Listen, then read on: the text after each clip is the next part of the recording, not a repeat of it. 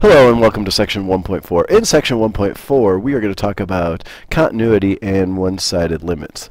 And continuity is just what it sounds like, continuous, and one-sided limits will be dealing with functions that are not continuous. So if I was to sketch a quick little limit up here, or a quick little function, say we have an open spot there and a closed spot there. So we have this function and we wanted to find the limit as we approach C. From one side we would get one value, and from the other side, from the positive side we'd get one value, and from the negative side we would get a different value.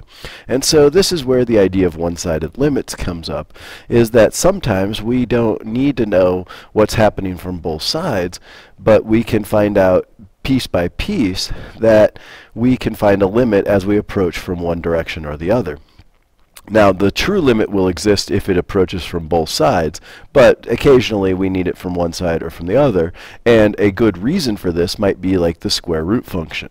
Think about the square root function, and the square root function, if you know, the parent function of the square root function kind of goes like this, and we can't do a limit from the negative side, but we could do a limit from the right-hand side, from the positive side, so that would be a place where a one-sided limit might be necessary. So make sure you get these limits down. Still direct substitution to find the value, it's just we're going to plug in the value from the left or from the right. So then here's what they're basically talking about, is that our limit will exist if we can approach from the left and from the right and get the same value. So in A here, this is where the limit truly exists, but like I drew in the first one, the limit as f of x approaches C, so this one, the limit of f of x as x approaches C exists because it approaches the same value from both sides. This one, the limit as f of x approaches C, as x approaches C, does not exist. Okay, that's the answer to this one, but you can do it from the left and from the right and get two different values, which could be useful. Over here, this one, it would be whatever that L value is, or R value, and that would be that the limit exists. So that's what we're talking about. So make sure you get this down, and we'll talk about more in class. So then we have continuous functions, and I had a professor in college once talk about a continuous function. And basically a continuous function is any function that you don't have to lift up your pen or pencil to see, to draw. So if I can continually draw it with my pen or pencil, it's a continuous function. So up here, this first one is a continuous function because by definition of a limit, from the left and the right, it exists, no missing spots or anything like that. And then here are just some more examples about continuous functions. And so things that you need to know is that limits do exist on non-continuous functions, it's just they're going to be from the left and from the right. And so if you approach the same value from the left and from the right, the limit exists. And so make sure you get these drawings down, make sure you have them, make sure you get the little definitions, and we'll talk more about this when we come to class. And so then properties of limits, same deal as we talked about before, but basically if it is a continuous function, if you multiply it or add them or multiply them or divide them, they will remain continuous functions as long as the original functions were both continuous. Polynomial functions are continuous everywhere at every point in their domain. Rational functions are continuous as long as the bottom does not equal 0.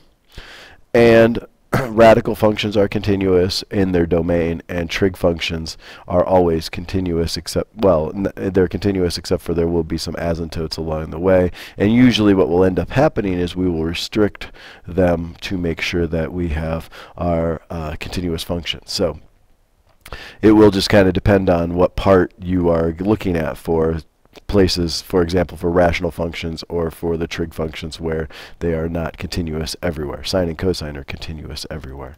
So we'll talk more about this, but make sure you get these down so we can move right along when we come to class.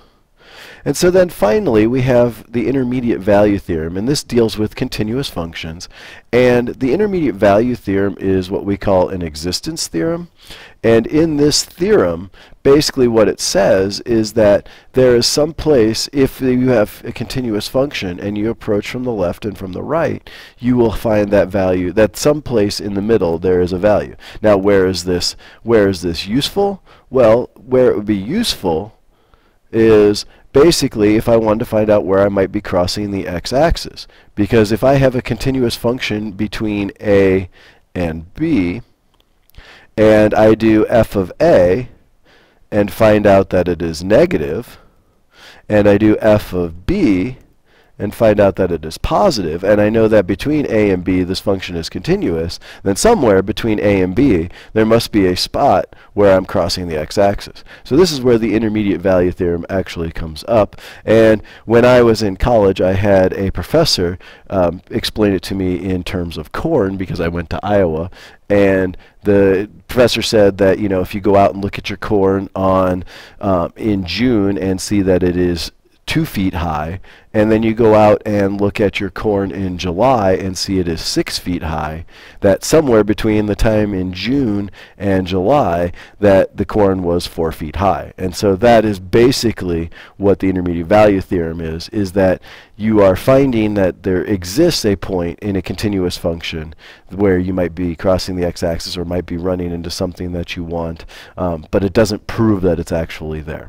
So please come to class prepared to ask your questions, and we will talk more about this stuff in class.